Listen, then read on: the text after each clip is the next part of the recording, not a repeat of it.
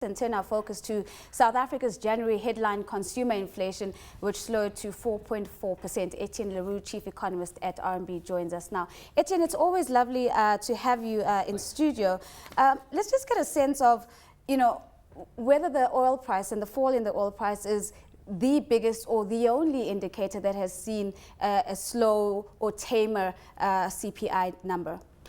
Well, it certainly played a big role in today's data. I mean, just bear in mind that the petrol price fell by about 10% in the month. So petrol is about 20% cheaper than a year ago. It's got a weight of 5% in the basket. So certainly a big deal when you think about inflation in aggregate. Interestingly enough, other items that are showing deflation, telecommunication, price war, data getting cheaper and so on and so forth. So there's a bit of good news. All of this said, on the face of it, the data is looking pretty decent. The next couple of months, you may see headline inflation coming down even further. But underneath the surface, there's a bit, one or two concerning things. And here I'm basically referring to what the central bank talks to is core inflation. So if you take out petrol, food, one or two other items, we're sitting with inflation of 5.8%, which is actually a little bit higher than what we've seen in recent months. So we're not out of the woods here. There's a fair bit of inflation still in the system, and I think that's quite an important point to make. Ettienne, of course, that 4.4% print, the headline CPI print, is very interesting. It's the best level, or the lowest level anyway, since 2011. But as you quite rightly point out, close to 6% is the core number, so take out the oil price and a couple of other volatile factors, then we're exactly where we were in the last year or so. And so, to my mind, there's absolutely no justification to cut interest rates. There's no justification to raise at the moment either, especially with the budget coming up. But anyone that thinks that we're going to get 50 basis points or even a reversal of last year's 75 basis points to the upside, I think their thoughts may be fanciful. Absolutely. I think we are in an environment where interest rates can stay sideways for a while, Lindsay. But still, I think you can make a decent case why interest rates could potentially go up in 2016. A couple of things that are concerning.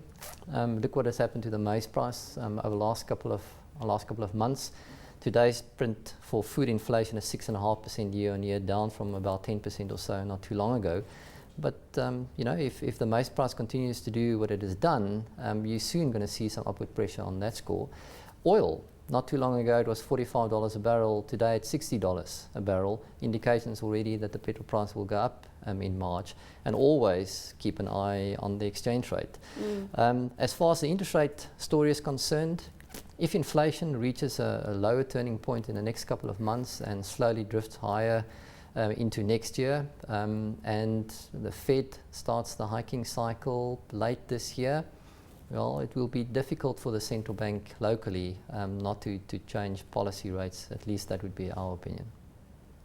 So Ettienne, the lesson from this is if you're on hunger strike and you don't eat anything and you don't drive anywhere, your inflation rate is 6%, which in the modern world is almost tantamount to hyperinflation. What do we have to do as a country to get real on inflation and therefore being more sort of competitive as a country? No, absolutely. I think that's the big deal. Structural reform, the microeconomics that really matters. Macro policy is pretty decent. A lot of issues that's keeping the economy back. That's hurting our competitiveness. My number one issue that I would like to highlight there is probably low productivity growth.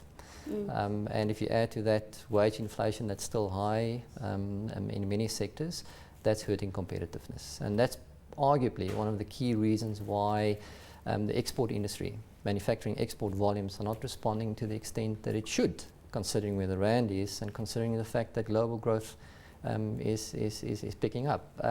I would highlight those two things on the reform front. So a couple of days ago, we had the State of the Nation and we had the President giving us his view of what he thought the pulse of the nation was.